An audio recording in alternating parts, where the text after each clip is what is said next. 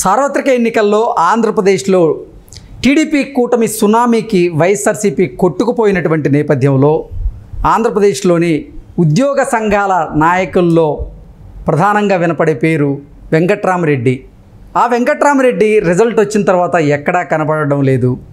ఆయన జాడ ఎక్కడ అనేటువంటి అంశం ఇప్పుడు సర్వత్రా చర్చనీయాంశంగా మారినటువంటి నేపథ్యంలో ఈ అంశం మీదుగా మనం చర్చించుకునేటువంటి ప్రయత్నం చేద్దాం. ప్రస్తుతం మనతో పాటు ఉన్నారు ప్రముఖ రాజకీయ విశ్లేషకులు, ప్రముఖ సీనియర్ జర్నలిస్ట్ సిఎస్ రావు గారు.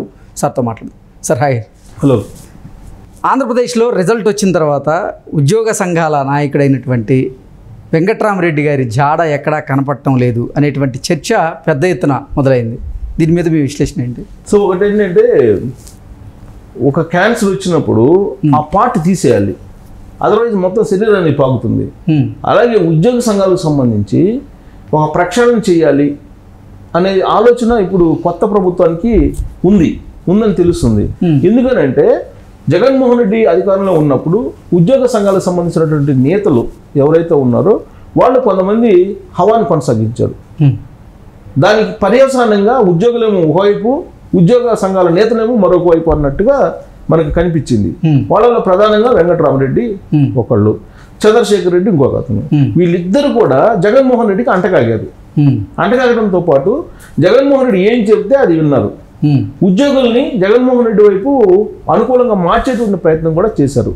ఎన్నికల కోడ్ వచ్చిన తర్వాత కూడా గ్రామ వార్డు సచివాలయానికి సంబంధించినటువంటి ఉద్యోగులతోటి రెగ్యులర్గా టచ్లో ఉండి వాళ్ళని వైఎస్ఆర్ కాంగ్రెస్ పార్టీకి ప్రచారం చేయాలని వాళ్ళకి ఆదేశాలు జారీ చేసినటువంటి ఉద్యోగ సంఘ నేత వెంకట్రామరెడ్డి.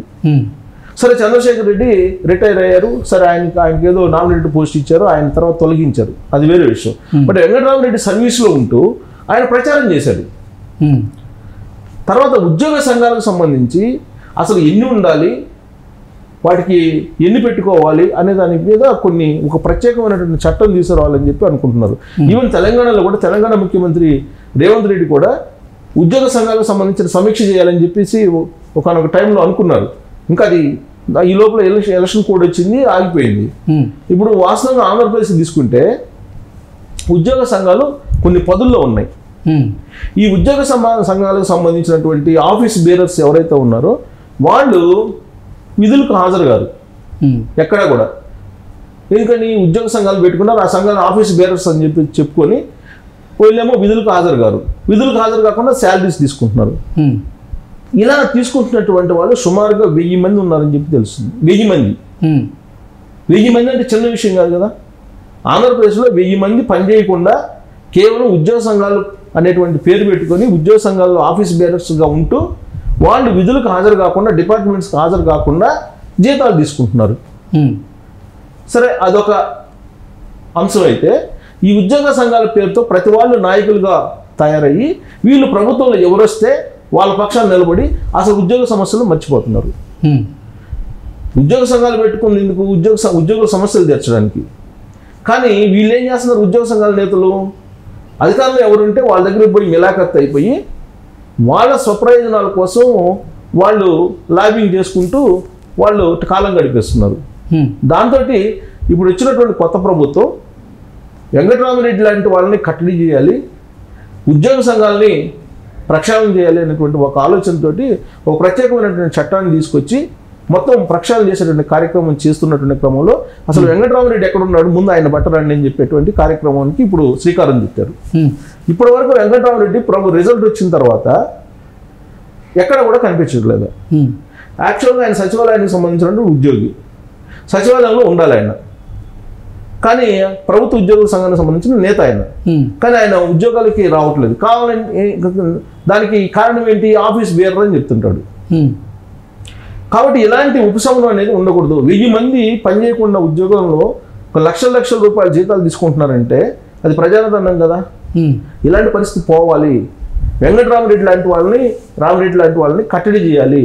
లేదంటే రాజకీయాల్లో ఈ ఉద్యోగ సంఘాలకు సంబంధించిన నేతలు పెత్తనం చెలాయిస్తున్నారు అనేది వినిపిస్తుంది. ఒకటి, అసలు వాళ్ళే చెప్తున్నారు కదా, గతంలో వాళ్ళే చెప్పారు కదా, మేము ప్రభుత్వాలని పడగొట్టగలం, ప్రభుత్వాలని నిలబెట్టగలం అని చెప్పి వాళ్ళే చెప్పారు. అంటే ఆ విధంగా వాళ్ళు మాట్లాడే స్థాయికి వచ్చారంటే ఖచ్చితంగా వాళ్ళని కట్టడి చేయాల్సిన అవసరం ఉంది. వాళ్ళని కట్టడి చేయాలంటే మార్గం ఏంటి? పుట్టగొడుగుల మాదిరిగా ఉద్యోగ సంఘాలు వెలవకూడదు. దానికి కొన్ని గైడ్లైన్స్ ప్రిపేర్ అవ్వాలి. ఉద్యోగ సంఘాలు ఉండాల్సిందే, కానీ విచ్చలవిడిగా మతానికి ఒకటి, కులానికి ఒకటి, ప్రాంతానికి ఒకటి ఉద్యోగ సంఘాలు పెట్టుకొని ప్రతివాడు ఉద్యోగ సంఘాలు పెట్టుకొని వాళ్ళు ఆఫీస్ బేరర్గా ఉంటే 1000 మందికి ఎవరు ఇస్తారు? రేపు 1000 మంది కాస్తే ఇంకా సంఖ్య పెరిగే అవకాశం ఉంది. మరి వాళ్ళందరికీ పని చేయకుండా జీతాలు ఎక్కడి నుంచి వస్తాయి? ఆయా డిపార్ట్మెంట్లో ఉండేటువంటి వాళ్ళు వీళ్ళు పని చేయకుండా ఉంటే అది వాస్తవంగా నేరం కింద వస్తుంది. అది గతం నుంచి అన్ని ప్రభుత్వాలకు కూడా ఇలా ఉద్యోగ సంఘాల నాయకులకు సంబంధించినటువంటి సెగ తగులుతూనే ఉంది. అవును, ఉద్యోగ సంఘాల నేతలే చెప్తున్నారు కదా, ముందుకు వచ్చి చెప్పారు కదా ఆ రోజున. బహుశా నేను అనుకుంటా వెంకటరామరెడ్డి, చంద్రశేఖర్ రెడ్డి లాంటి వాళ్ళే అనుకుంటా. వాళ్ళ నేతలు ఏం చెప్పారు? బొప్పరాజు వెంకటేశ్వరరావు వీళ్ళందరూ ఉన్నారు. సూర్యనారాయణ రెడ్డి ఎస్కేప్ లో ఉన్నాడు జగన్మోహన్ రెడ్డి ప్రభుత్వం ఉన్నంతకాలం. ఇప్పుడు ఆయన వచ్చి ఉంటాడు. సూర్యనారాయణ రెడ్డిని ఎందుకు, సూర్యనారాయణ రావు రెడ్డి కాదు, సూర్యనారాయణ ఆయన పేరు, సూర్యనారాయణని ఎందుకు ప్రభుత్వం వెలివేసింది? కేవలం 1వ తారీఖు జీతాలు ఏమున్నందుకు. గవర్నర్ దగ్గరికి పోయి మాకు 1వ తారీఖు జీతాలు రావట్లేదు, బకాయిలు ఉన్నాయి, 1వ తారీఖు జీతాలు ఇప్పించేటువంటి మార్గాన్ని సూచించండి మాకు, మీరు ఆదేశించండి అని చెప్పి గవర్నర్ దగ్గరికి పోయి కంప్లైంట్ చేశాడని చెప్పి సూర్యనారాయణ మీద కేసు పెట్టించారు. జగన్మోహన్ రెడ్డి అప్పట్లో ఉన్న ప్రభుత్వం పరారు అయిపోయి కొన్ని రోజుల తర్వాత ఆయన మీద కేసులు పెట్టి ఆ కేసులన్నీ నడుస్తున్నటువంటి క్రమంలో ఆయన న్యాయ పోరాటం చేశారు. ఆయనకి వ్యతిరేకంగా వీళ్ళందరూ చల్లా శ్రీనివాసరావు, ఈ వెంకటరామరెడ్డి, చంద్రశేఖర్ రెడ్డి వీళ్ళంతా ఆరోపణలు చేశారు ఆయనకు వ్యతిరేకంగా. అంటే జగన్మోహన్ రెడ్డికి అనుకూలంగా వీళ్ళు మారిపోయారు. సో దాంతో వాళ్ళు విభేదాలు వచ్చినాయి. సరే, ఉద్యోగులకు అందరూ దూరం అయిపోయారు, ఉద్యోగ నేతలు, అది వేరే విషయం. కానీ ఇక్కడ అంశం మీద కాకుండా ఉద్యోగ సంఘాలు ఎన్ని ఉండాలి, అసలు ఏ ప్రాతిపదికను పెట్టుకోవాలి? ఉద్యోగ సంఘాలు విచ్చలవిడిగా పెట్టేస్తున్నారండి, విచ్చలవిడిగా. 4th క్లాస్ ఒక సంఘం అంటాడు, గ్రూప్ 1 ఒక సంఘం అంటాడు, గ్రూప్ 2 ఒక సంఘం అంటారు, సచివాలయం ఒక సంఘం అంటారు, టీచర్స్ ఒక సంఘం అంటారు, మళ్ళీ టీచర్స్లోనే యూటీఎఫ్ అంటారు, ఇంకోటి ఎల్డీఎఫ్ అంటారు, ఇంకోటి అంటారు. ఇలా రకరకాల యూనియన్స్ పెట్టుకొని, సంఘాలను పెట్టుకొని కేవలం పని చేయకుండా వాళ్ళు తిరగడానికి మాత్రం ఈ సంఘాలు ఉపయోగపడుతున్నాయి. సో ఇలాంటి పద్ధతి ఉండకూడదు. దీనికి స్వస్తి పలకాలి అనేటువంటిది ఇప్పుడున్నటువంటి ప్రభుత్వం యొక్క ఆలోచన. ఎందుకు? వెంకటరామరెడ్డి లాంటి వాళ్ళది చూశారు కాబట్టి. వెంకటరామరెడ్డి ఏం చేశాడు? ఎన్నికల కోడ్ వచ్చినా, ఎన్నికల కమిషన్ హెచ్చరించినప్పటికీ కూడా, ఆయన్ని బదిలీ చేసినప్పటికీ కూడా ఆయన బయట నుంచి మళ్ళీ సచివాలయ, వార్డు సచివాలయ, గ్రామ సచివాలయ ఉద్యోగులతోటి ప్రతిరోజు రివ్యూ మీటింగ్లు పెట్టి జగన్మోహన్ రెడ్డికి అనుకూలంగా ఉద్యోగులను మలిచేటువంటి ప్రయత్నం చేశారు. కాబట్టి దీన్ని కట్టడి చేయాలి. ఏ ప్రభుత్వం ఉన్నా, ఈ ప్రభుత్వం ఉంటుంది, రేపు ఇంకో ప్రభుత్వం రావచ్చు, కానీ వీళ్ళని కట్టడి చేయకపోతే, ఈ సంఘాలను కనుక కట్టడి చేయకపోతే ప్రజాధనం దుర్వినియోగం కావడంతో పాటు క్రమశిక్షణ అనేది ఉండకుండా ఉంటుంది. కాబట్టి ఉద్యోగ సంఘాలని ఉన్నటువంటి వాటిని రద్దు చేయాలి.